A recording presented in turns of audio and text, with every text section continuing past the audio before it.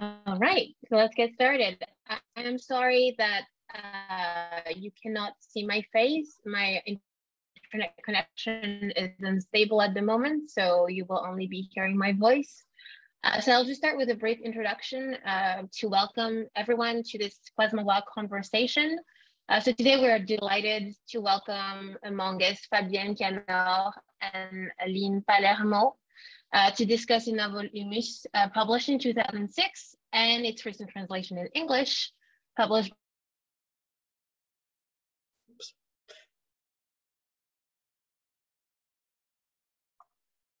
Okay, so I think we lost, I lost some of Jen's audio. So I think she was about to say that the translation was published in 2020 by the University of Virginia Press. And it was translated by Lynn Palermo.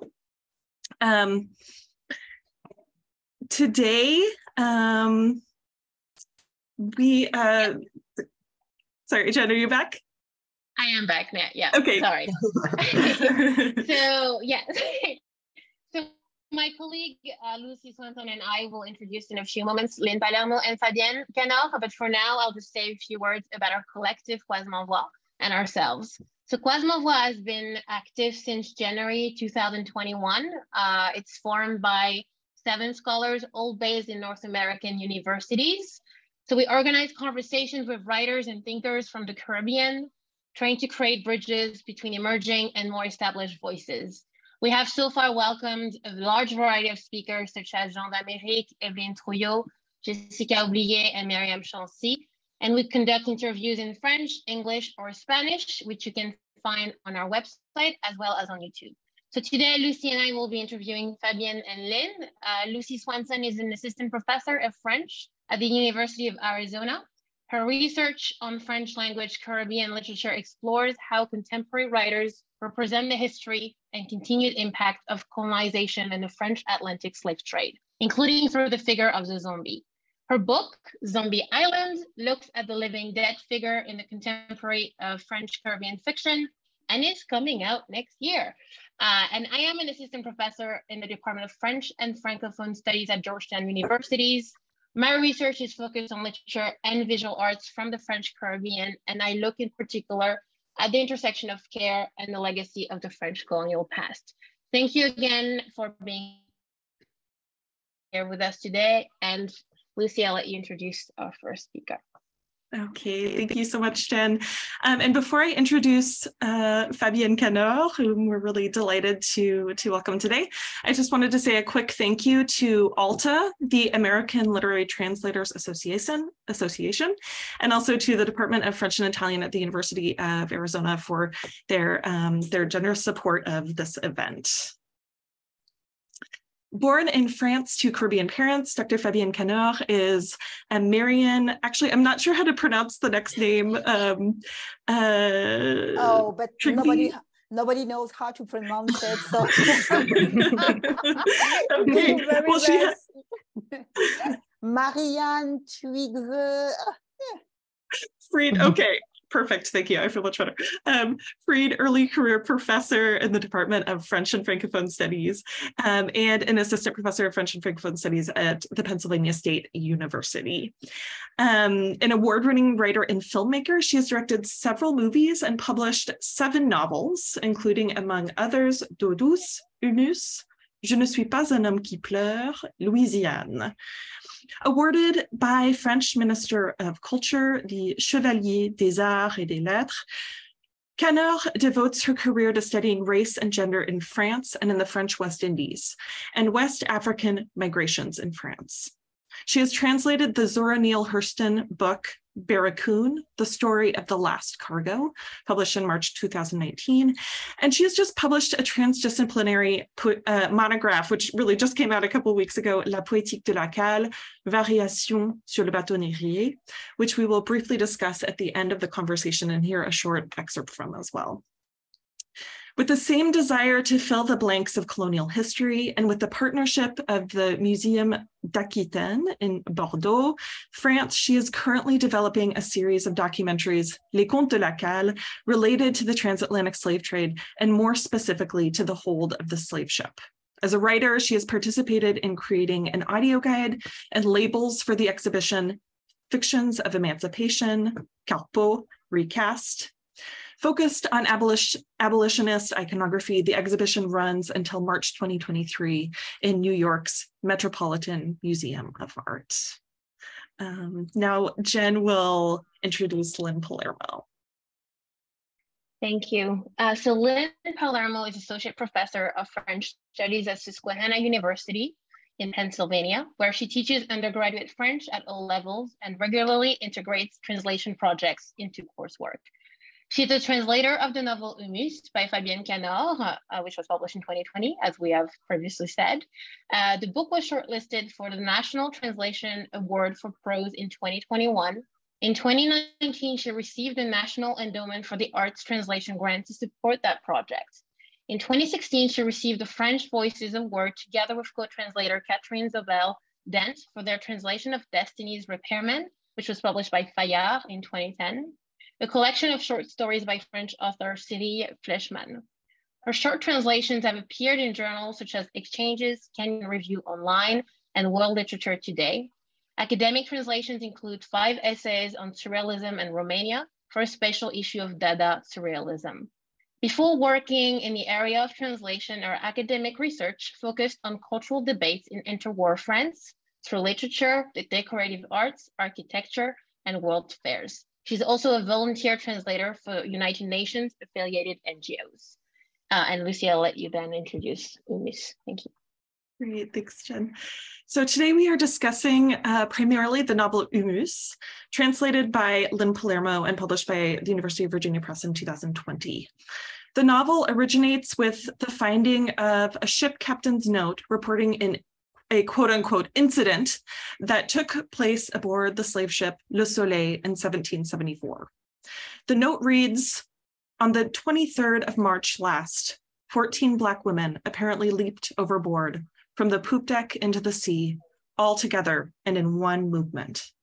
Despite all possible diligence, with the sea extremely choppy and the wind blowing a gale, sharks had already eaten several of them before any could be hauled back on board. Yet 7 were saved, one of whom died that evening at 7 o'clock, being in very bad shape when rescued. So in the end, 8 were lost in the incident. With Humus, Canard gives voice to the silenced enslaved women who were until then reduced to a numerical existence. Her novel is polyphonic, composed of 11 chapters, each named after one of the women, and with an additional one titled L'Héritière, which bridges the contemporary moment with that of colonial times. Each chapter of the book is a woman telling her story. In keeping with this polyphonic project, we would like to passer la parole à Fabienne et Lynn for a reading now.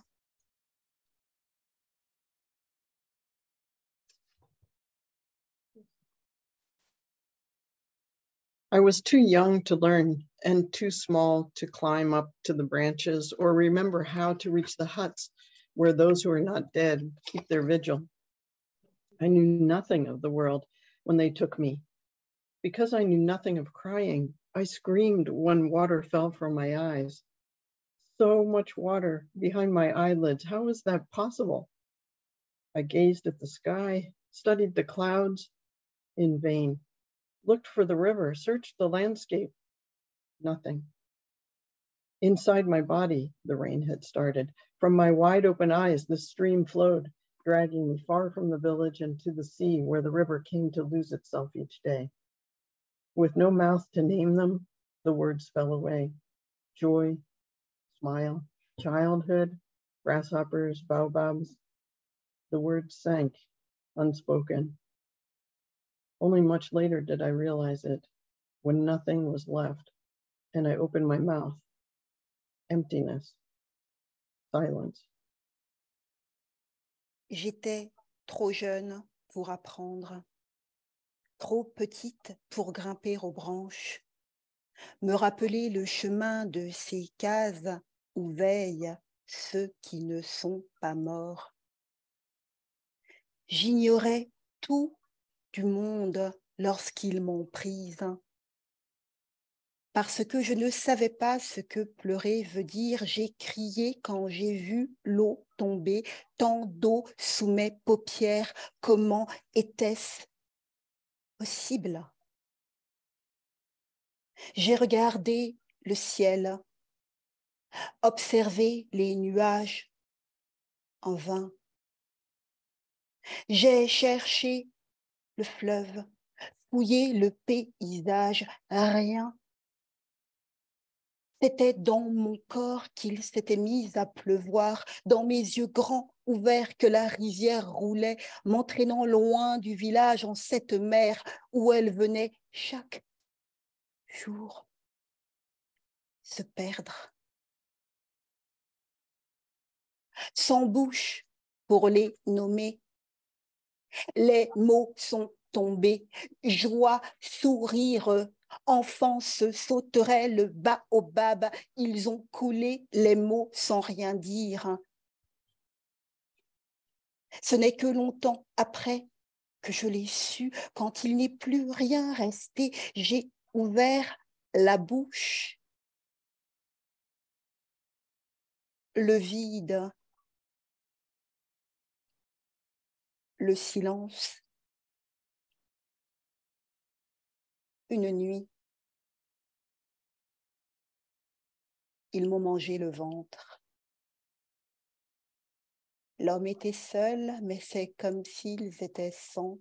Je n'avais plus aucune larme quand il est entré. Je songeais seulement à mon doigt dans la gorge, ce doigt qui ne suffirait jamais à tout enlever. J'ai pensé qu'il faudrait que j'en mette deux, la main, le bras,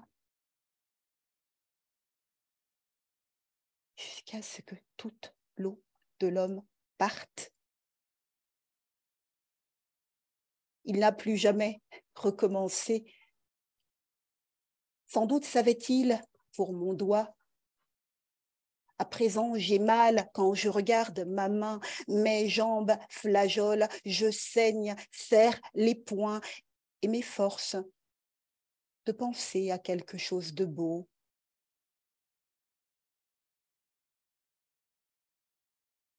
One night, they ate my belly. The man was alone, but felt like 100. I had run out of tears when he came in. I thought only of my finger in my throat, the finger that would never be enough to get rid of it all. I would need two, my whole hand, my arm, until this man's water was gone. He never tried again, no doubt, knew about my finger. Now I hurt when I look at my hand. My legs tremble. I bleed, clench my fists, and try hard to think of something beautiful. On the road to oblivion, the men who are shouting look just like us. Some dark skin, some coiling hair, same feet accustomed to the night. No one knows where they came from. Some claim they're from here. How to believe it? How to think the unthinkable? To avoid sinking into madness, a few of us take the opposite view. Surely those Black men are shams, white men made to look like us, so we'll let down our defenses. White magic. Aujourd'hui, un homme s'est écroulé. L'œil est jaune. Les côtes taillent. Des lèvres s'écoule un liquide blanchâtre. On dirait de l'écume, ça mousse comme un poisson qui va crever. Il n'est plus temps de prier, une main s'empare d'un bâton, frappe avant de briser les chaînes qui relient le cadavre au reste du groupe, sans mot dire, sans un regard derrière nous. Nous avançons, comprenons que c'est mort, que nous serons libres, tout à fait. I no longer Je n'ai recall the plus date la date en tête, or ni the place. le lieu. We'll just say it was an ordinary day, some African town wedged between forest and water. Upon arrival the night before with a group of 10, 5 of us had perished during the long trek. I had immediately been sold. My new masters paid the asking price, pressed to set sail after long months of waiting. It had all happened so quickly. The hot iron on my skin, the descent below deck, the cries in the hold as the ship weighed anchor. An hour passed, an entire night, a lifetime it seemed. We were so sure we'd end our days down there, slapped about by the waves, forgotten, forgetting who we'd been. Call Appelez-les them whatever comme you bon want. vous semble. Je n'ai I no plus longer hold les their prénoms names en in my tête, head. Barely à peine see les their visages faces turned tournés vers l'océan toward the ocean, et facing it, qui, de laughing. l'affronter, So was I. enfin riait. I C'en était did. moi aussi. We jumped J'ai, together. We je, jumped. He, nous avons we, sauté. J'ai. Ensemble, nous avons sauté. Sauté. Nous l'avons fait.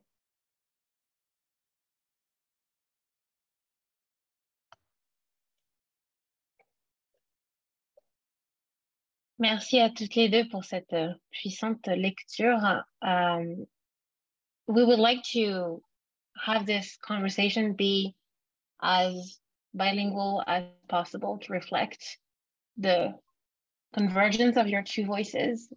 So feel free to speak French or English throughout the conversation. Fabienne, I'm going to ask you our first question. When we introduced UMUS, we mentioned that note that you found in the Archives départementales de Nantes. Is it what prompted your work? Did you see fiction as a possibility of filling an absence? And in a way, would you also agree that absence remains a part of the making of UMUS? Thank you. Merci pour cette question. Peut-être raconter comment j'ai trouvé cette archive. Logiquement, quand on trouve des archives, on les trouve aux archives. Mais en vérité, ça ne s'est pas passé comme cela. Il y a eu déjà une déterritorialisation de l'archive, puisque l'archive qui était donc séquestrée dans les archives de Nantes, il faut imaginer en fait que quelqu'un ou quelqu'une ayant organisé une exposition sur les rébellions d'esclavisés, a récupéré ce petit morceau d'archive pour l'intégrer dans une exposition. Alors, je ne l'ai pas trouvé, en fait, ce morceau d'histoire en consultant les dossiers, mais en me promenant, en fait, c'était à Gorée, il y avait des panneaux, il y avait une dizaine peut-être de panneaux, sur lesquels il y avait des photos un peu sommaires représentant la traite transatlantique. Et au-dessus de ces photos, il y avait quelques petites phrases comme des légendes. Et c'est cette légende-là que j'ai trouvée, c'est-à-dire qu'en fait, c'était un morceau d'archive qui avait voyagé, qui était revenu en fait quasiment au point de départ, puisqu'elle était revenue sur le continent africain et je la trouvais au Sénégal. Et il n'y avait rien d'autre autour, hormis cette espèce de panneau et cette histoire qui, évidemment, était une histoire, une autre catastrophe de plus, une autre tragédie de plus, mais qui résumait de la sorte, ramassée, réduite à quelques lignes, alors paraissait encore plus catastrophique, disait évidemment le chaos, mais évidemment la grande absence, l'absence de voix pour raconter ce qui leur était arrivé.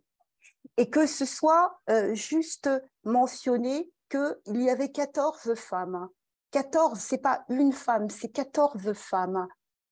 Et que toutes ensemble, dans le même mouvement. C'est pas une, puis l'autre, puis une autre, puis une autre. C'est toutes ensemble, comme une congrégation de femmes qui décident à heure pétante de monter sur le pont du bateau négrier et de sauter ensemble, de le faire ensemble. Et cela me paraissait absolument incroyable. Il n'y avait rien d'autre.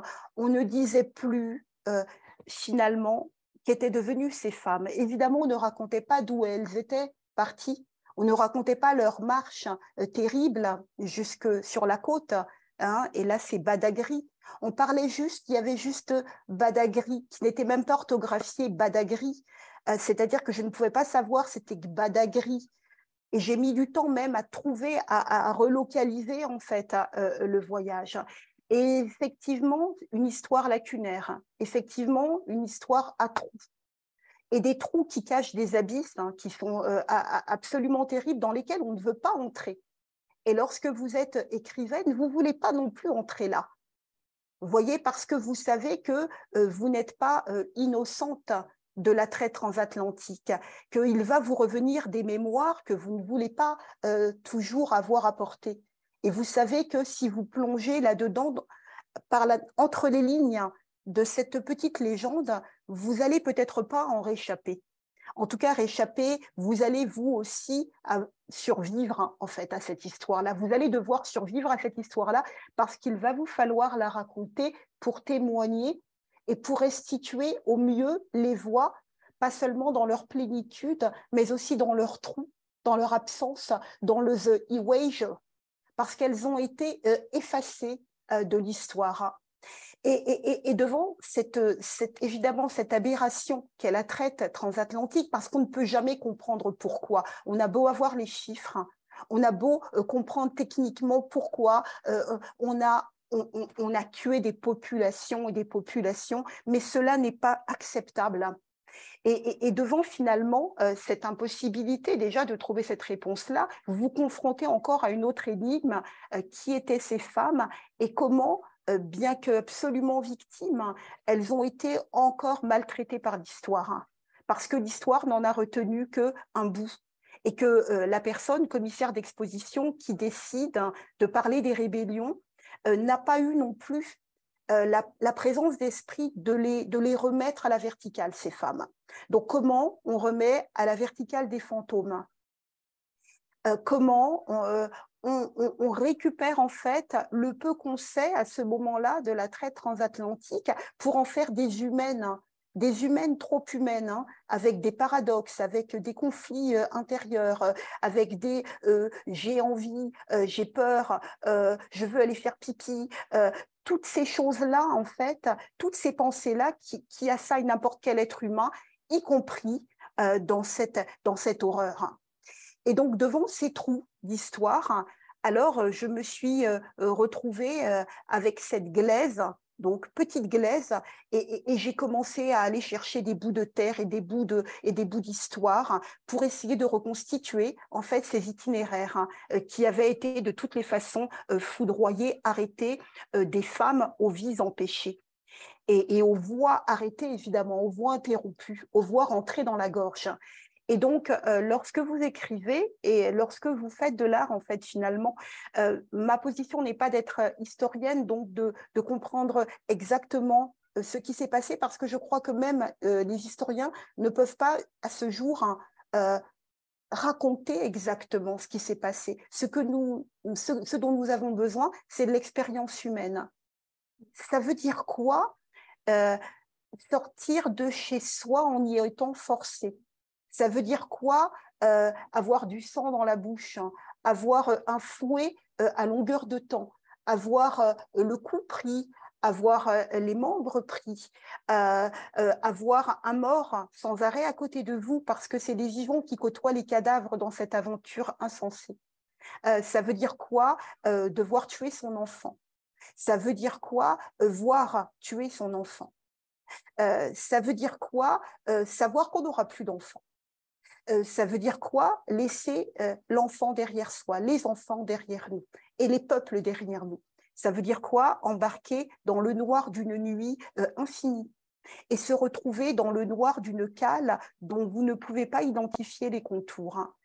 Ça veut dire quoi, se retrouver dans cette mer qu'Édouard Glissant appelle la ténèbre? Comment on se retrouve là, emprisonné en fait dans cette ténèbre, sans savoir où vous allez? Et soudain, il y a l'espérance de pouvoir s'en sortir. Et soudain, vous n'êtes plus toute seule, il y a 13 femmes qui sont autour de vous. Il y a 13 femmes qui, elles aussi, ont perdu ce que vous avez perdu et qui, elles aussi, sont prêtes à mourir ou à tenter quelque chose pour pouvoir retrouver leur vie d'avant. Et donc, c'est une aventure que nous sommes capables, tout être humain que nous sommes, d'imaginer, même des siècles après. Et donc, ça voulait dire pour moi rebrousser siècles, rebrousser mer, car après cette archive trouvée sur l'île de Gorée, eh bien, je cherchais la source de l'archive, et la source, c'était à Nantes.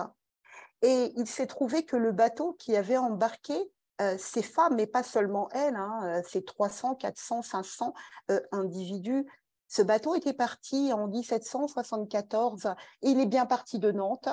Donc pour moi, il fallait revenir à Nantes de toutes les manières, remettre les pieds dans ces archives, retrouver la source, vraiment, c'est-à-dire le rapport de mer écrit par le capitaine, être de nouveau confronté à cette brièveté de l'information, mais avec plus de détails. Et les détails, c'était que 14 femmes, oui, mais en fait, 8 d'entre elles vont mourir parce que dans le seau que nous avons pu tenter de restituer ce matin avec Lynn, eh bien, il y a 8 femmes qui vont être mangées par les requins et 6 autres qui vont survivre et qui vont arriver jusqu'en Haïti, puisque le bateau de l'époque, le Soleil, va arriver jusqu'à Saint-Domingue de l'époque. Donc, c'est être capable de remplir un peu les trous. On ne peut pas avoir la prétention de tout remplir, mais juste remplir un peu, c'est-à-dire partager la couche et le linceul de ces femmes et être au plus près de leur voix. Entendre aussi la vôtre de voix, et en tant qu'afro-descendante, évidemment, cette voix-là était hirsute, elle voulait sortir, et c'est pour ça que j'ai toujours besoin de lire Humus, parce que ce n'est pas simplement une performance, c'est un rituel. C'est pouvoir ramener, en fait, des mots exprimés et lâchés, et que ce soit des pleurs, on ne peut pas contrôler ça, en fait. Et survivre quand même à cela, c'est-à-dire après écrire d'autres textes, et donc remplir mes trous à moi, remplir mes questions. Je ne sais pas d'où je viens, je ne saurai jamais d'où je viens. Mon nom Kanor, peut-être que j'ai été prise au Nigeria, dans l'état de Kano, peut-être que je viens de là, peut-être que j'ai marché comme ces 14 femmes. Ce n'était pas la mer, mais c'était une autre mer, c'est la mer de sable, c'est le désert. Peut-être que j'ai aussi embarqué, sûrement, j'ai dû embarquer dans un bateau comme le Soleil, et je suis arrivée, pas en Haïti, mais en Martinique. Et c'est douloureux. Et c'est douloureux, et c'est un devoir. C'est plus c'est pas seulement un devoir de mémoire, je dirais que c'est un pouvoir de mémoire.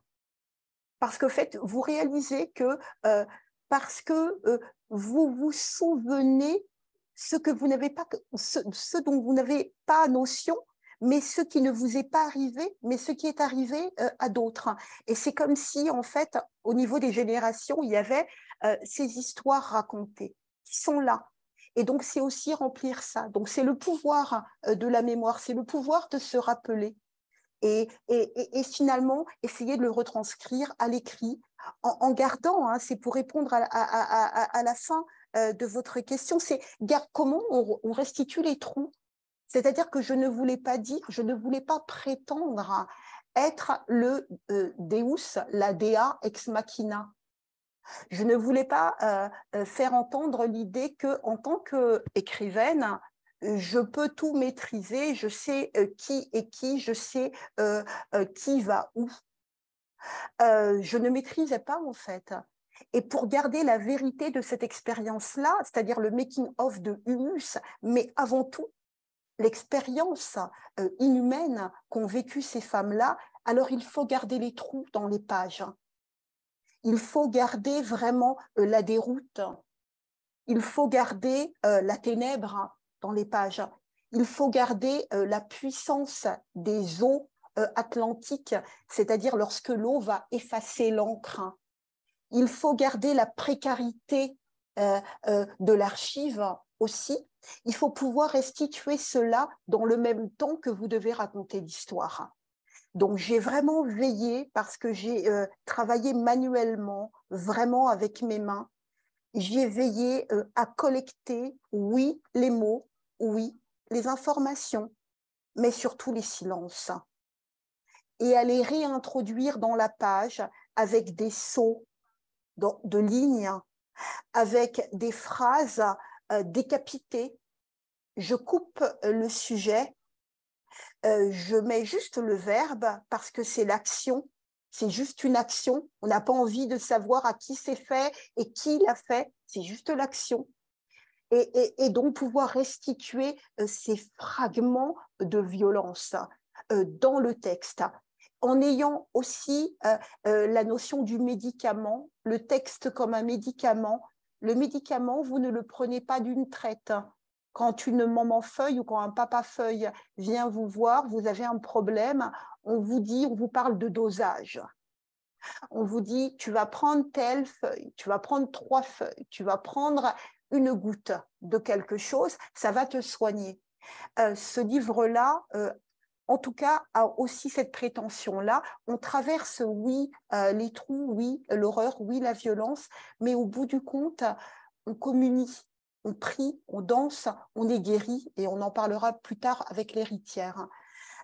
Donc voilà, c'est cette vérité-là que je me dois de restituer quand vous vous attaquez à des sujets de la sorte, qui sont unfinished business, jusqu'à aujourd'hui, nous sommes encore dans cette société-là, nous sommes dans des plantations, ne nous le cachons pas. Eh bien, quand vous travaillez sur cette matière-là, vous vous devez d'être délicat, d'être correct et d'aller chercher la vérité des expériences humaines.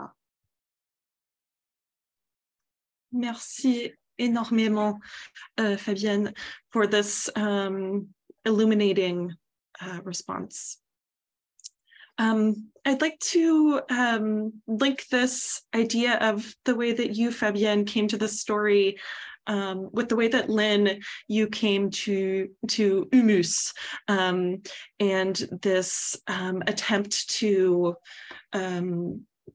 raconter, to recount these blanks and these silences, and also to put these women debout, to make them upright. What was your experience like as a reader, Lynn, and what inspired you to decide to translate this novel? How did you go about reaching out to Fabienne to begin the process of translation? Well, I heard of Fabienne and Humus while I was working with Gladys Francis, who'd been a colleague of mine at Susquehanna for a year, and we'd stayed in touch and worked on some projects together. And Gladys was publishing her book, Odious Caribbean Women and the Palpable Aesthetics of Transgression, in English. And so she asked me to read through it since English is not her first language. And so we sort of spent a lot of the summer going through it and just having these long discussions about it. And chapter 3 devotes a lot of discussion to Humus, and I was kind of transfixed by Gladys's discussion of it, and just thought, I need to read this book. And so I ordered it, and in the beginning, there's the warning to the reader, you will be condemned to sit in silence and not move until the end. And that was kind of my experience of reading the book. I couldn't put it down. I read it very quickly. And I had never read anything like this before. And it was so powerful that I just, you know, I wonder if it had been translated. So I did a search on the internet and finally asked Gladys, and if she knew Fabienne, if she knew it had been translated, and then finally Gladys put us in contact, because I said I would like to try it. I really didn't understand at that time the difference between reading as a reader and reading as a translator. So I discovered that as I translated, and what Fabienne is saying about the holes and the empty spaces and the silences and the gaps is, I had to learn to deal with that. That's maybe the most important thing I learned to deal with as a translator. And this is how, I mean, a translator uses words, but how do you use words to translate absence and lacune? And so I would say that my first instinct was to try to understand those holes and absences and gaps, and because I felt like I needed to understand them as a translator to figure out what to do with them. And so my desire to understand in the early stages of the translation carried into my translation, and so I was filling in gaps in my translation, and in later drafts had to take that out and recreate the, you know, to respect the holes and the gaps. And so learning how to deal with them, to grow a tolerance for them as a translator, and because as a reader I had no trouble, you know, that hadn't even occurred to me, but as a translator I realized that I needed to learn how to translate those gaps as well. Merci beaucoup. Thank you. I actually have a question for the both of you. Lynn, you know, as you were talking about your first reaction to know about Humus and then trying to look for a translation of it, it's actually important that Humus is the first novel by Fabienne translated in English. And we have a question about this particular choice of novel. Could you discuss the importance of making this particular text available to an English-speaking readership? And I think that's a question for the both of you. In the US, would you say that there is an existing or growing literary corpus related to slavery and the legacy of that past today? And could the translation of Humus in English be a way to put the novel in dialogue with that larger corpus? Lynn, comme tu peux ouvrir si tu veux. Enfin, je veux pas couper la parole.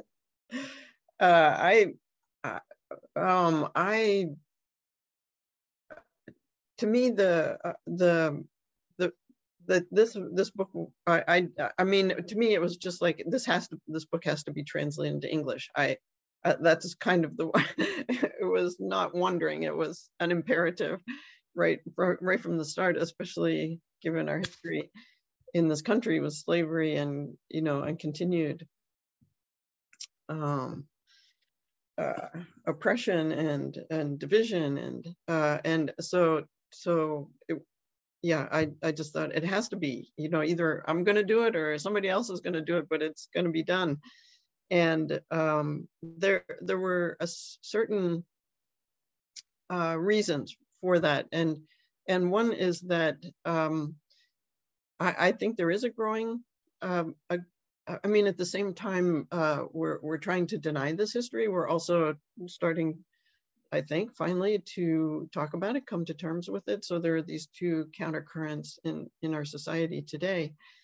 And but to me, the differences from the books that I had read were that is the brutal transition from these women's lives before they were captured and after. And so the transition from something else, and they were not all free beforehand, but just the brutal transition into captivity, and how I don't think that, you know, and if it had happened with all 14 women together, I don't know if it would have had the same impact on me as a reader as hearing the different way that it happened to each of these figures in the story.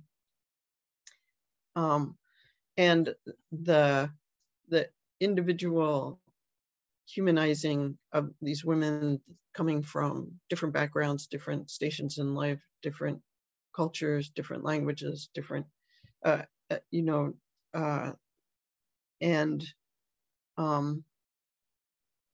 also the last chapter, which is L'Héritière, bringing this all into the present, that clearly showed that history doesn't stop in the past. History is surrounding us today, and that's part of coming to terms with this history is understanding that we're still surrounded by it. This is an incident in the 18th century. So those were three of the aspects of this particular book that made me feel this imperative. Et en plus de ce que vient de dire Lynn, il me semblait que lorsque j'ai donc donné la parole à ces femmes, j'ai déjà choisi leur langue. C'est-à-dire que considérant que ces femmes parlaient d'autres langues que la mienne, qui est quand même une langue française, hein, avec un certain carcan, avec une certaine tradition. Et c'est bien d'ailleurs pour cela aussi que j'ai transformé cette langue-là. J'ai vraiment travaillé sur cette langue-là pour la rendre la plus près possible, hein, de cette vérité dont on parlait tantôt. Mais il me semblait que lorsque nous sommes rencontrés grâce à Gladys Francis, Lynn et moi, ça ouvrait la cale. Ça ouvrait la cale. C'est plutôt en fait que de les laisser, ces femmes-là, dans un territoire francophone, hein, les eaux francophones, dans un français façon, mais un français quand même, eh bien, c'était leur donner la possibilité de poursuivre le voyage. Ces femmes-là n'ont jamais pu poursuivre le voyage, ni en retournant au pays, ni en allant au-delà en fait de la plantation. Elles sont restées là où on les a mises en fer. Et donc ça me semblait important aussi pour les libérer. Il me semble que c'est un acte d'émancipation aussi, la traduction dans ce sens-là. C'est qu'en fait là, on leur redonne un souffle encore. Là, elles vont de nouveau raconter leur histoire. Au lieu de la raconter simplement dans l'espace francophone, elles vont aussi la raconter à d'autres lectrices et lecteurs qui, ne parlant pas cette langue-là, vont pouvoir écouter ces femmes. Et je trouve que nous leur donnons en fait une autre arme pour sortir vers la lumière. Nous leur donnons une autre possibilité de sauter pour raconter leur histoire. Ces femmes ont voulu témoigner dans leur corps, elles ont voulu le faire. Peut-être pensaient-elles qu'elles reviendraient en arrière, peut-être savaient-elles déjà qu'elles allaient finir là, pour certaines, noyées et mangées par les requins. Mais elles l'ont fait, elles ont inscrit leur corps dans l'espace et dans l'histoire. Alors, il me semble que c'est intéressant, en fait, nous, vivantes et présentes, de pouvoir leur donner, en fait, encore un autre souffle. Elles ont eu ce souffle-là parce que le texte a été traduit en espagnol il y a quelques années. Et donc, ça a donné encore une autre possibilité, c'est-à-dire qu'il y a quelques mois, d'ailleurs, j'étais donc chez moi, c'est-à-dire pas loin de Séville, à 1 heure de Séville, en Espagne, dans le sud de l'Espagne. Et ce texte, je l'ai dit en bilingue, c'est-à-dire avec une danseuse, une artiste espagnole qui chantait la voix de ces femmes en espagnol et ma voix en français. Et ça donne encore une autre dimension puisque je me suis rendu compte que, en plus, cette Europe, hein, l'Espagne en plus, donc le public est venu me voir effondré. Et ils ont dit, mais c'est terrible ce qu'on a fait. On a participé à cette traite transatlantique et il a fallu en fait que certaines personnes entendent l'histoire de ces femmes-là racontées en espagnol pour prendre conscience que il y a vraiment quelque chose qui a cloché, qui continue de clocher encore, vu le sort qu'on réserve aux migrants en Espagne comme ailleurs. Donc, je sens en fait qu'on démultiplie les caisses de résonance pour ces femmes, en leur confiant en fait une traductrice aussi brillante que Lynn, qui va prendre soin de chaque femme, comme moi j'ai pris soin de chaque femme. Donc on va travailler avec délicatesse, mais on va leur donner le pouvoir là de raconter encore plus à plus de personnes encore, parce qu'il faut encore raconter cette histoire-là. Donc voilà, c'est à ce niveau-là, j'ai eu l'impression de participer. Évidemment, j'étais derrière Lynn. De temps en temps, elle m'interrogeait très rarement, elle me questionnait sur des expressions. Donc, j'intervenais parfois de manière technique. Oh, peut-être ça, mais ne maîtrisant pas la langue anglaise, la parlant et la comprenant. Mais ce n'est pas ma langue, c'est pas ma langue de cœur. Donc, c'était très important ce travail qu'on a fait en filigrane. Mais j'ai beaucoup de respect pour Lynn pour ça. C'est d'avoir donné, d'avoir libéré. En tant que femme américaine blanche, Lynn est venue avec la langue qu'elle a en plus et elle leur a redonné encore la vie. On les a réanimés. Et ça, j'aime beaucoup. Et que ce soit encore une entreprise de femmes me plaît énormément. Ça me touche beaucoup. Des femmes qui veillent sur des femmes. Et j'ai eu l'impression qu'on était comme deux sages-femmes. Deux sages-femmes un peu folles, parce que c'était une sacrée entreprise, mais nous soignons les corps. Et pour soigner le corps, c'est le souffle, c'est l'animus, c'est vraiment le souffle, c'est ouvrir la bouche quand vous réanimez quelqu'un, c'est le bouche à bouche que vous faites. Et donc là, Lynn a vraiment fait du bouche à bouche. Et ça, c'est pour ça que je parlais d'artisanat, moi, à mon niveau, mais elle aussi à son niveau artisanat. Prendre chaque doigt, voir si ça marche. Une fois que le souffle est mis dans le corps, voir ce qui marche encore. Et ça, j'aime beaucoup parce que c'est une entreprise, c'est le soin depuis le début de recueillir l'archive jusqu'au traitement vraiment du dernier mot, de la dernière page de ce livre. Et je trouve ça admirable. Nous leur devons ça. Nous leur devons ça. Cette délicatesse et cette vérité. Et maintenant, lorsque je réinscris, par exemple, le roman dans l'espace francophone, je suis l'héritière, évidemment.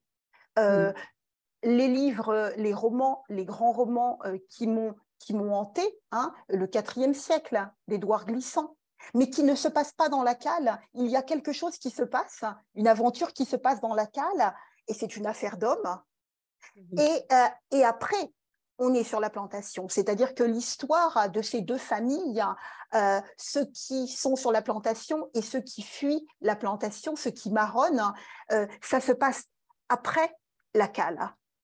Alors ce texte m'a marqué, mais je voulais que ce soit dedans la cale. Et ça, je crois que nous n'avions pas ça encore dans l'espace francophone. Quand on lit finalement Mulâtresse solitude, Schwarzbart, on peut aussi voir la cale, mais on la voit sur 3 pages. Vous comptez, il y a 3 pages. Il n'y a pas plus de pages, il y a 3 pages. Et donc, il me semble que c'est important, en fait, un peu comme vous savez, quand vous lisez finalement le Slave Narrative, quand vous allez chercher Eloda Equagno, par exemple, vous vous rendez compte qu'il y a 2 pages. Il y a juste quelques paragraphes et c'est réglé. C'est une pièce dans laquelle nous ne voulons pas entrer et nous savons bien pourquoi. Nous ne voulons pas retomber en cale. Et donc, l'intention aussi était bien d'habiter la cale et écrire depuis la cale. Et cette expérience-là, je ne l'avais pas, en tout cas, sentie, vue, lue dans l'espace francophone, et dans l'espace anglophone, pas vraiment, parce qu'évidemment, j'ai lu Feeding the Ghost, j'ai lu tout ce que Toni Morrison a pu raconter, parfois des bribes d'aller chercher Zong, évidemment, le texte traumatisé par l'histoire transatlantique, mais de cette manière-là, non. Donc, je crois que ce qui est intéressant dans ce texte-là, c'est qu'on n'y échappera pas. Et c'est vrai que l'avertissement est très clair. Hein. On n'y échappera pas. On va entrer vraiment dans la cale. Et dans la cale aussi du corps des femmes. Nous allons entrer là-dedans. Hein. Il n'y a pas d'échappée. Hein. Nous allons rentrer dedans.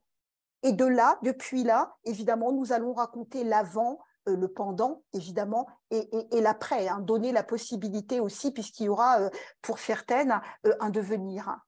Même terrible, mais un devenir quand même, hein, sauf pour l'une qui aura l'opportunité de revenir sur le continent. Donc, le mettre en conversation, oui, c'est important. C'est important de mettre ce texte-là en conversation sur l'espace américain, beaucoup plus que sur l'espace francophone où, vous le savez, l'esclavage et la traite transatlantique étaient considérés comme quelque chose qu'on ne voit pas, invisible. Les plantations, il n'y en avait pas sur le sol français.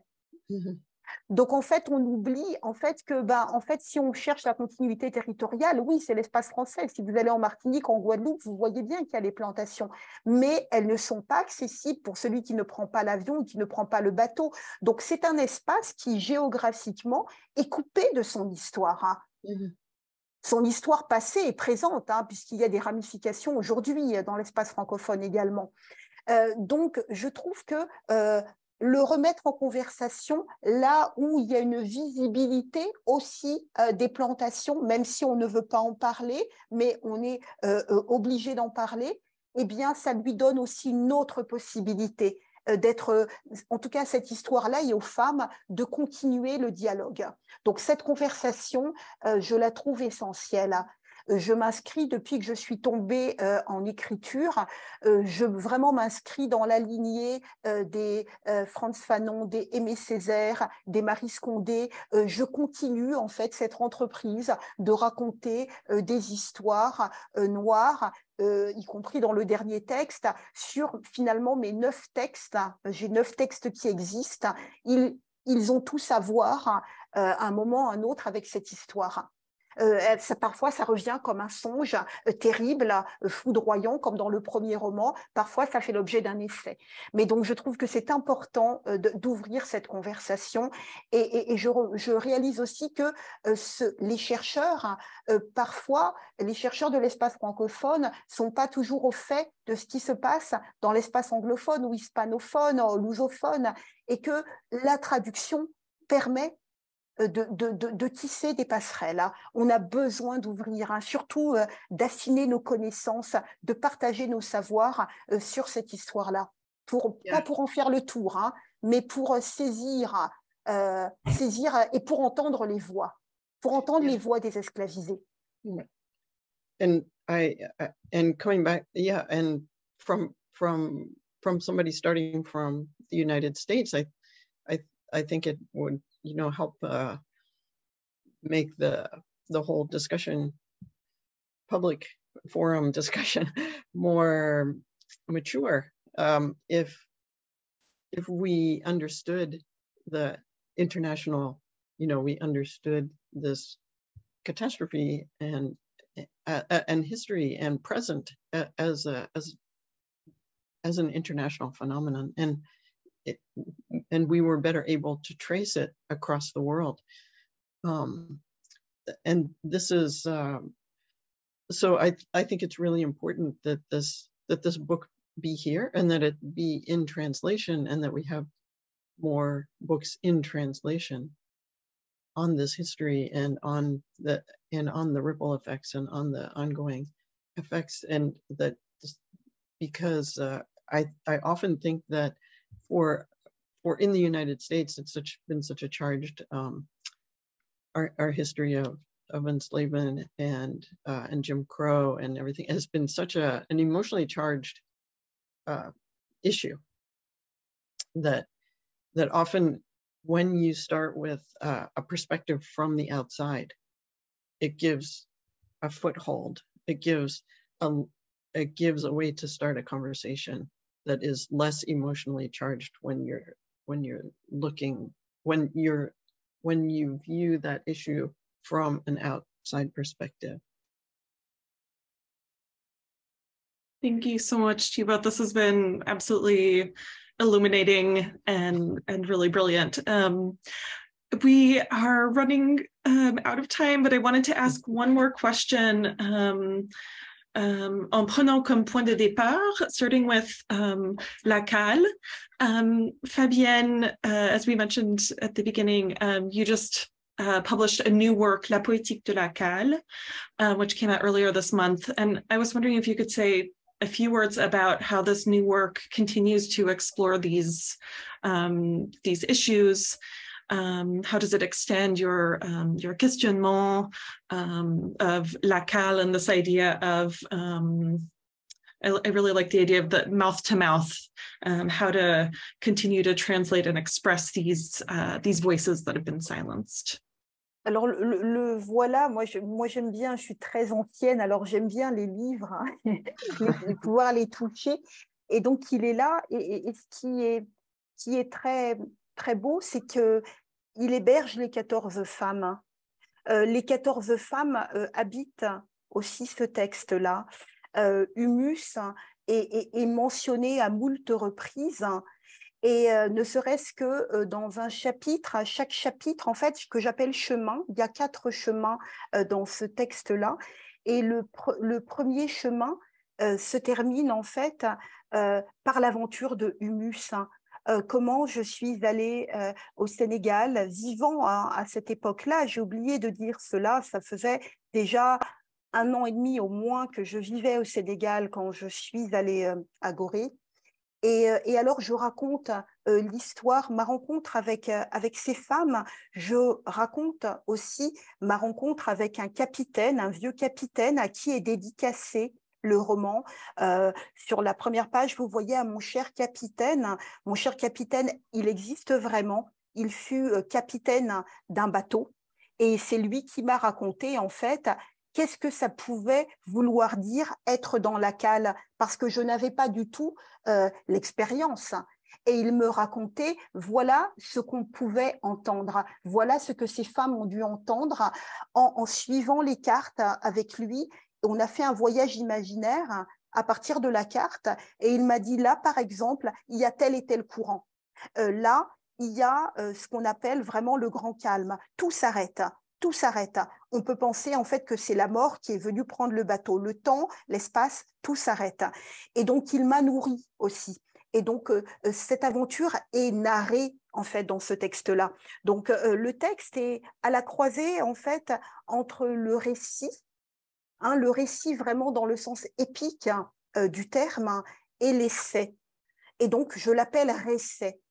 Parce que c'est vraiment un tâtonnement à travers les trouvailles faites au long du chemin qui mène à la cale. Hein. Je tourne autour du bateau négrier, je suis dans ma chambre d'écriture, j'imagine ce qu'ont été toutes ces traversées terribles pour ces femmes, pour ces hommes, pour ces enfants.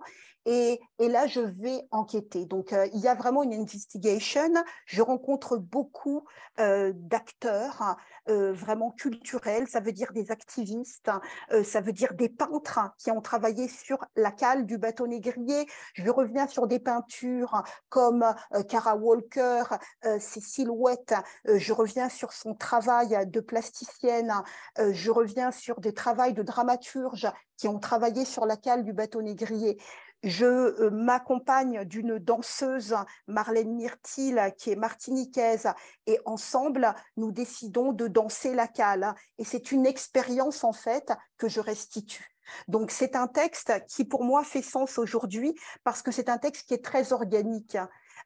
C'est de la chair, c'est vraiment une femme vivante, survivante, qui raconte et qui met en dialogue. On parlait de la mise en conversation, j'essaie vraiment de remettre en conversation les œuvres écrites et les archives. Comme je le dis, c'est une entreprise de descente dans les archives, mais à pied. je descends dans les archives à pied et je m'arrête et je regarde et je me demande pourquoi là, il y a une croix sur le rapport de mer du capitaine et je comprends que ça veut dire mort. Pourquoi telle mort est racontée alors qu'il s'est passé ça et ça et ça. Donc, c'est vraiment une enquête. C'est vraiment un long travail, hein, un travail de 2 ans. Et je suis allée effectivement, je suis retournée au Bénin, à Ouidah, précisément à Porto Novo, à Abomey. Je me suis entretenue aussi avec des historiens locaux. Et je me suis vraiment sentie comme la revenante. C'est-à-dire que dans le texte, je dis, je suis en fait, ils sont les Africains dont je suis l'antillaise. So I don't know how to translate that in English, but it would be they are African people of who I am the West Indian woman. Je ne sais pas si on peut, mais l'idée c'est descendre vraiment comme si j'étais la fille. Et je l'exprime vraiment de cette manière-là. C'est l'Afrique dont je suis l'antillaise. Je retourne dans les Afriques dont je suis l'antillaise. Et c'est vraiment ce travail-là. Donc le jeu, il est là, il est dans le texte, mais aussi les il et les elles des autres. Et on entend les voix. On entend les voix. Je voulais un texte qui puisse résonner, qui puisse sonner, qui puisse chanter, qui puisse pleurer. Et j'ai trouvé une forme proche de la performance, hein, puisque j'aime la performance, et c'est vraiment la pensée en mouvement, la pensée en action, la pensée qui s'écrit. J'ai vraiment travaillé dans ce sens-là. On avait parlé d'un passage, alors je ne sais pas, vous allez me dire si un passage sur humus serait peut-être plus opportun, parce qu'on en a parlé, ou un tout autre, parce que quand on vient de terminer un texte, en vérité, il est encore tellement frais qu'on ne sait pas toujours où entrer dans le texte. Alors je me disais, comme on a parlé de humus, peut-être rester sur humus, ou alors vous voulez que je vous emmène au Mont Gommier, là d'où mon père est originaire. Donc vraiment, vous choisissez. Lynn, tu peux choisir. Je dis, Lynn, tu peux choisir, c'est ou humus ou papa Mont Gommier. Humus. D'accord. J'ai pas... J'en étais sûre. je n'ai pas l'autre devant moi. Alors juste humus, et ça sera vraiment très court. Je sais qu'on n'a pas beaucoup le temps, et puis on avait beaucoup de très, très belles questions. Et puis nos réponses étaient très longues. Mais voilà, peut-être juste une demi-page. Hein. D'accord? Ça fait juste quelques secondes. On est où? Pardon? On est à la page 109. Hein. On est à la page 109. Et 109. Ça commence « je ». Dans la version française? Alors, dans la version, alors là, je suis dans la poétique de la cale. Hein. Ah ouais. Voilà, que tu as peut-être. Mais donc, en fait, je reviens à humus, mais à travers la poétique de la cale. Oui, oui, oui. Je me suis rapprochée des premières vagues pour enregistrer leur remuement.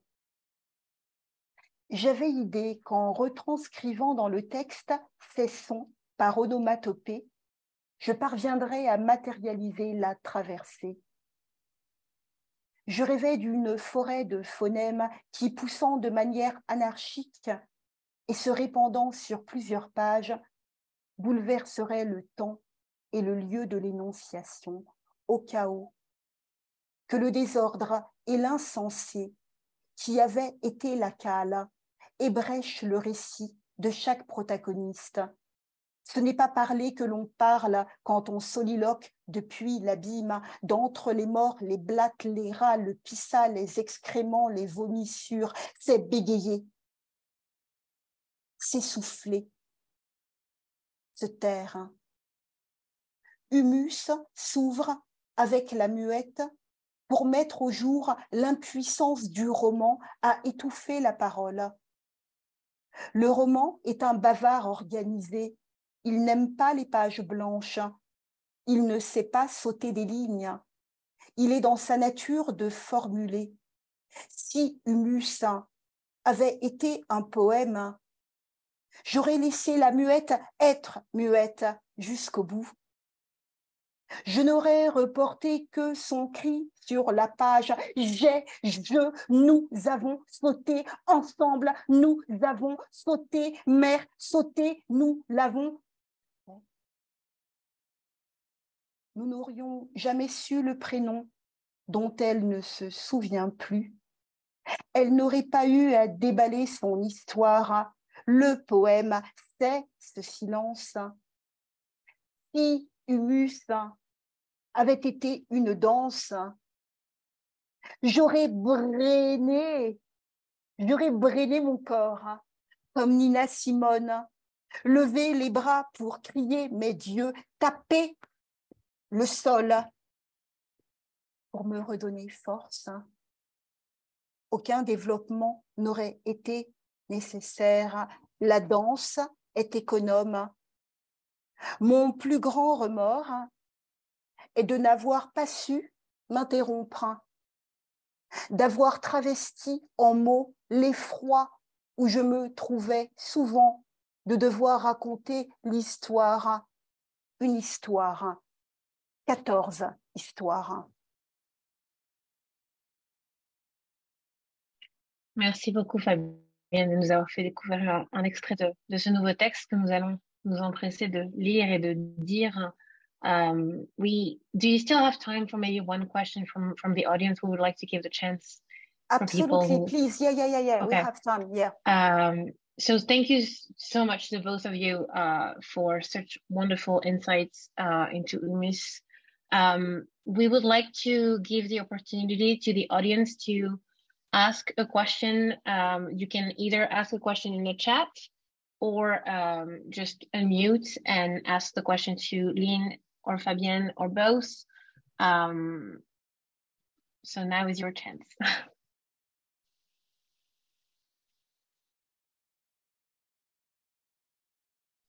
I've seen questions in the chat, or I don't know if there's a question, but we are full. Oh, yes. Yeah, there was a large comment from Hugo Azrad, who I think has left since then. Lucy also got a question about translation, but that was, there's a question, please. Are you still muted, Nathan, or? Oh, I'm unmuted. I would love to ask both of you about translation in the unfinished business, because I really love that formulation.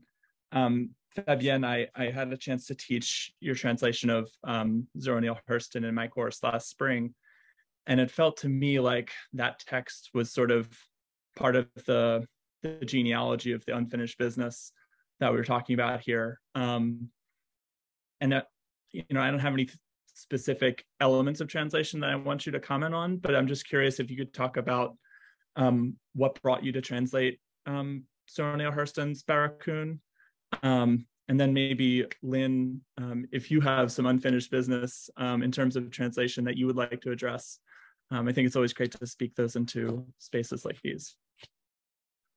Merci pour cette question. En fait, ça me ramène à trois ans en arrière, en 2019, lorsque mon éditrice, qui était donc mon éditrice alors, Madame Stefanini, m'a proposé donc au sein de la thèse de traduire Barracoon. Et alors, je me revois en train de lire son email et je me suis dit, quoi, Barracoon? Parce qu'évidemment, je connaissais l'œuvre de Zora Neale Hurston. Je savais, parce que le texte Barracoon finalement avait pu paraître en 2018, après tant de décennies de silence. Et donc, ça avait été ce que ça avait été, c'est-à-dire que je m'étais procuré le texte, j'avais regardé le texte et je m'étais dit, j'avais appris beaucoup en tant que lectrice et marcheuse, et là, j'en parlerai. Et alors, ça me semblait une entreprise colossale pour restituer la langue de Cudjo Lewis en gardant sa manière de dire sans dire, hein, une manière très africaine, très ouest-africaine de raconter l'histoire. On ne va pas directement là, mais on va passer par la forêt, par la plaine, par la case, par la concession, avant de raconter cela. Comment le dire en fait en français? Et donc c'était un peu, d'ailleurs le travail m'a rappelé aussi les questions que je m'étais posées pour la muette, l'Amazone, la blanche, les femmes de Humus. Comment faire en fait? Et donc ce n'est pas un texte que j'ai traduit seul, loin de là. Nous avons traduit ce texte à deux, avec un traducteur qui est brillant aussi, qui est auteur et traducteur, hein, David Fauquembert. Et lui m'avait proposé, je trouve, un découpage qui était très intéressant. C'était, il y a un appareil critique hein, qui est assez important, qui enrobe Barracoon. Donc lui allait commencer à traduire cela et moi j'allais me rapprocher pas à pas de la parole de Cudjoe. Et j'ai trouvé que c'était intéressant parce qu'après on s'est retrouvés en fait et on a comparé et on a travaillé ensemble. Et donc c'était une très très belle collaboration. C'était la première, hein, c'était la première. Je ne sais pas si ce sera la dernière, mais c'était la première. Mais ce qui m'a beaucoup intéressée, c'est notamment 4 pages à l'intérieur de Barracoon. Ça doit correspondre à la page 100. C'est lorsque, en fait, Cudjoe, et ça je l'avais jamais lu de cette manière-là, dans aucun récit d'esclavisé, comment Cudjoe raconte la capture. Comment il raconte dans son village l'arrivée des femmes soldats et qui vont en fait tout massacrer et lui de réchapper à la mort, mais voyant les siens déjà tués, et cette espèce d'agonie en fait qu'il raconte. Jamais je n'avais côtoyé un texte qui puisse me raconter une des étapes de la grande ténèbre. Encore une fois, les mystères nous entourent dans cette affaire-là et la vérité de l'expérience humaine manque. Et là, pour la première fois, il me semblait que quelqu'un qui avait traversé tout cela et qui avait survécu racontait avec ses propres mots, sa manière circulaire de raconter, il racontait comment ça s'était passé. Et je vous assure que quand j'ai lu ce texte en anglais, et ce n'est pas un anglais simple, parce qu'évidemment, c'est un anglais qu'il n'a pas voulu dans sa bouche. Il n'a pas voulu parler cette langue, Cudjoe. Il n'a pas choisi de parler cette langue. On lui a mis cette langue dans la bouche, en même temps qu'on lui mettait les fers et qu'on le transportait dans un pays qui ne serait jamais le sien. Et donc, je trouvais que cet anglais complètement déterritorialisé, complètement décontextualisé, complètement absurde même, qui était dans sa bouche, l'anglais de surface, et en dessous, il y avait la langue africaine, les langues africaines qu'il avait pu parler, l'imaginaire qu'il avait. Et comment le restituer ? Et comment le restituer? Et donc là, nous nous sommes posés vraiment des questions sur... Alors, ce n'est pas le français, évidemment, mais... on ne pouvait pas évidemment aller chercher un français classique pour raconter ça. Donc, on a décidé de travailler vraiment sur des fractures, sur certaines phrases aussi, elles aussi sont décapitées. C'est de trouver à raconter, trouver un rythme aussi. C'était beaucoup plus important de trouver le rythme. Parfois, on s'éloignait évidemment de la traduction pour entendre la voix de Cudjoe. On a longtemps travaillé sur comment Cudjoe pouvait parler. Et il y a quelques vidéos, hein, je ne sais pas si vous les avez vues, de Cudjoe Lewis qui sont là, c'est l'occasion. Elles ont été, en ce moment, vous pouvez les voir parce qu'il y a le film sur Netflix Descendante et c'est sur l'affaire en fait du Clotilda. Et donc, il y a quelques vignettes où l'on voit Cudjoe Lewis. Et c'est absolument incroyable, c'est-à-dire que son corps, quand je parle de parole, hein, il est bien évident que ce n'est pas la parole de bouche, mais c'est la parole du corps. Et on voit dans son sourire, on voit dans sa manière d'être, d'habiter son vieux costume, comment il pouvait parler. Et ça, j'ai trouvé ça absolument fondamental de me replacer en fait dans l'expérience de Cudjo avant de commencer à traduire en fait. Ça veut dire quoi être africain de cette partie-là d'Afrique et de se retrouver catapulté dans un monde adversaire. Ça veut dire quoi être coupé parce que le malheureux a perdu tous les siens. Ça veut dire quoi raconter depuis sa solitude, hein, parce qu'il est âgé quand Zora le rencontre. Et elle qui veut aller right to the point et qui pose des questions right to the point, et lui qui sans arrêt et qui parfois même la congédie. Donc on a vraiment travaillé sur théâtraliser sa parole. Et ça, c'était important. Moi qui viens aussi vraiment de l'oral et qui vient du corps, je trouvais que c'était un travail on a été habité par Cudjo. Et pour vous dire même, et là je ne disais pas parce que je suis dans un espace qui ne m'appartient pas, où je ne vis pas, mais on a travaillé en fait avec 2 petites sculptures. Hein. Et en fait, ce sont 2 têtes. 2 têtes que j'ai trouvées dans un magasin d'antiquités en Pennsylvanie. Et ce sont 2 têtes qui représentent en fait un couple d'Africains. Je dis bien d'Africains, ne sachant pas de quel pays ils viennent. Et ce sont des têtes qui sont sculptées avec des scarifications. Et le monsieur, quand on l'a rencontré dans le magasin d'antiquités, je l'ai reconnu et pour moi, il me semblait que c'était Cudjo. Et donc, on a acquis cette paire de petites têtes en bois qui étaient là. La dame ne savait pas nous dire d'où ça venait. Et on les a posées sur la table tout le temps qu'a duré la traduction. Et donc, même dans cet exercice qui était nouveau pour moi, c'est mettre du sens. Vous voyez, c'est pas juste je m'essaie à la traduction, c'est pas du tout, l'esprit n'est pas là. C'est comment continuer encore à revenir faire cette histoire qui me hante vraiment complètement et comment la repasser. Dans la poétique de laquelle je parle vraiment de repasser le passage. C'est comment on repasse le passage aussi avec la traduction. Donc, c'est cette expérience que j'ai eue. Merci, nous vous remercions encore énormément, Fabienne et Céline. So thank you. I think we need to let our incredible interlocutors get back to the rest of their day, but this has been, again, absolutely has given us so much to think about writing these silenced voices and also translating them. And I'm sure that many of us will be coming back to the recording of this. And just as a reminder, we'll be posting it with subtitles in French and in English later on to continue to make this accessible to all. So thank you so much again, Fabienne. No, thank you. We really want to thank you so much, Lucy and Jennifer, for this incredibly interesting conversation that really feed me a lot.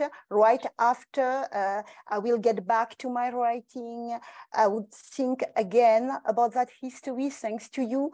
And I really want to thank everybody, because I could see that we were a circle. So I really want to thank you a lot. And thank you, Lina, for giving me the opportunity again to talk about our humus. So this is really important for me. So thank you so much. Thank you for them also, because there were 14 women and they survived, actually. They have survived. So that's really wonderful. Thank you so much. And thank you to all who attended, and thank you to everyone else in Croisement Voix who helped make this possible so we could hear this from you. Merci, prenez soin de vous. Hein. Merci beaucoup. Au revoir. Au revoir, prenez soin de vous.